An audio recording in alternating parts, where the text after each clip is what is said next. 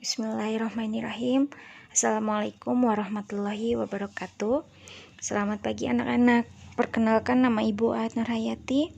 Dan pada hari ini kita akan memulai belajar dari rumah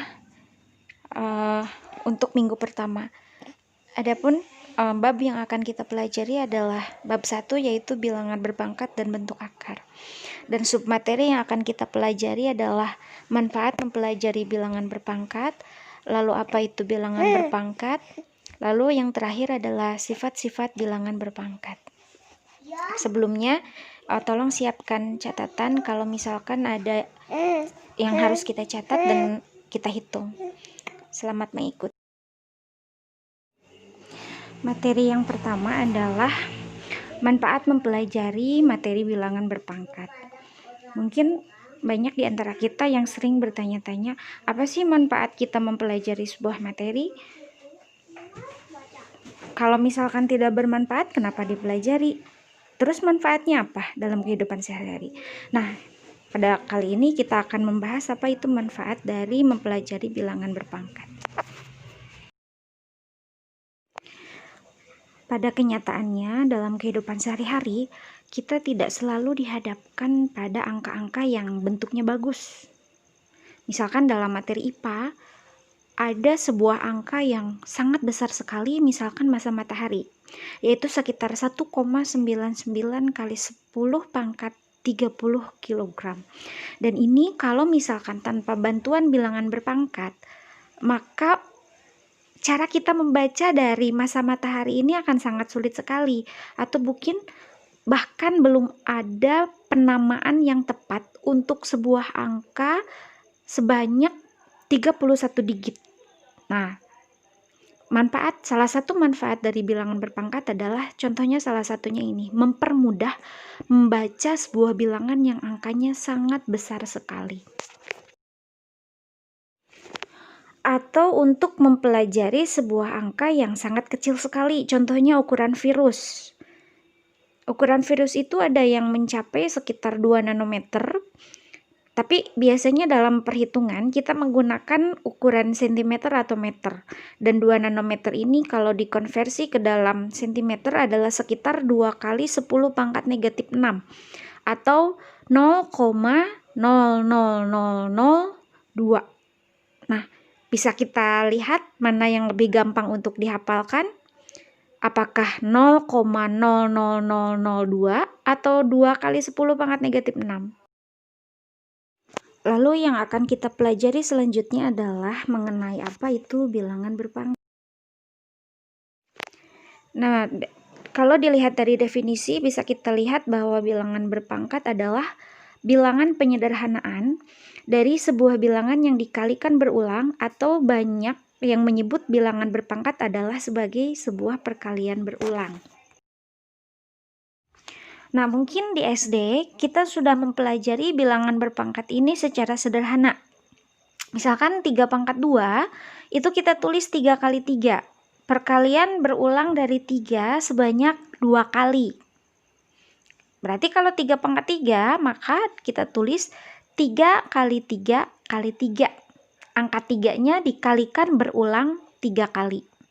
Dan selanjutnya kalau 3 pangkat 4, berarti angka 3 kita kalikan berulang sebanyak 4 kali. Sehingga kalau ada A pangkat N, maka di sini kita mengalikan A kali A kali A kali A dan seterusnya sebanyak N buah. Jadi A-nya yang dikalikan itu ada sebanyak N buah. Nah, A selanjutnya yang kita kalikan berulang itu kita namakan bilangan pokok atau nama lainnya basis.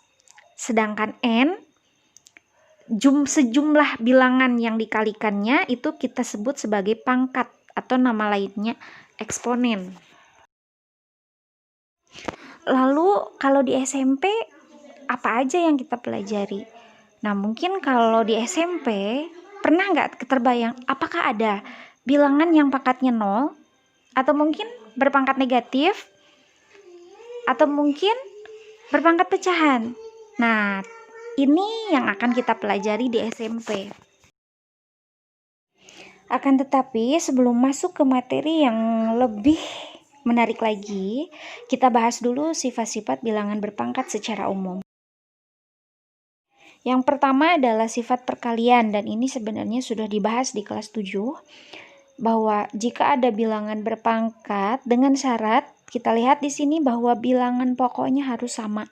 Artinya kalau bilangan pokoknya tidak sama, maka ini tidak berlaku. Bahwa jika A pangkat M dikali A pangkat N, maka hasilnya adalah A pangkat M ditambah N. Nah, kita lihat contohnya bahwa jika 4 pangkat 2 dikalikan 4 pangkat 3, maka hasilnya adalah 4 pangkat 2 ditambah 3.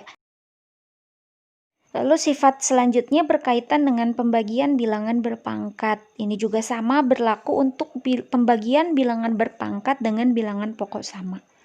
Nah, kalau sebuah bilangan berpangkat dibagi, misalkan A pangkat M dibagi A pangkat N, maka hasilnya adalah A pangkat M dikurang N.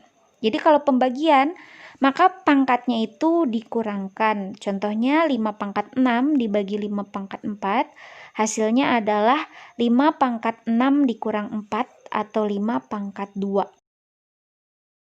Lalu sifat selanjutnya adalah jika A kali B dipangkatkan M, maka ini hasilnya adalah A pangkat M dikali B pangkat M.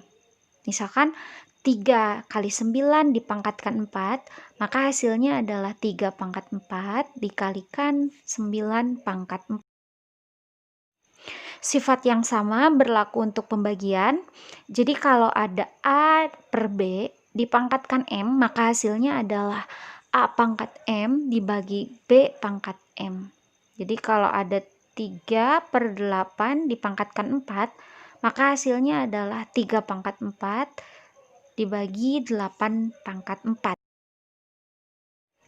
Sifat selanjutnya adalah berkaitan dengan perpangkatan bilangan berpangkat. Misalkan A pangkat M dipangkatkan N, maka hasilnya adalah A pangkat M dikali N. Contohnya, 7 pangkat 3 dipangkatkan 5, maka hasilnya adalah 7 pangkat 3 kali 5 atau 7 pangkat 15. Nah, itu saja yang bisa Ibu sampaikan pada pertemuan kali ini. Mudah-mudahan kalian bisa mengeksplorasi materi lebih dalam lagi, bisa melalui internet ataupun buku. Jangan lupa jaga kesehatan dengan cara sering-sering mencuci tangan, kemudian menggunakan masker, dan menghindari kerumunan. Assalamualaikum warahmatullahi wabarakatuh.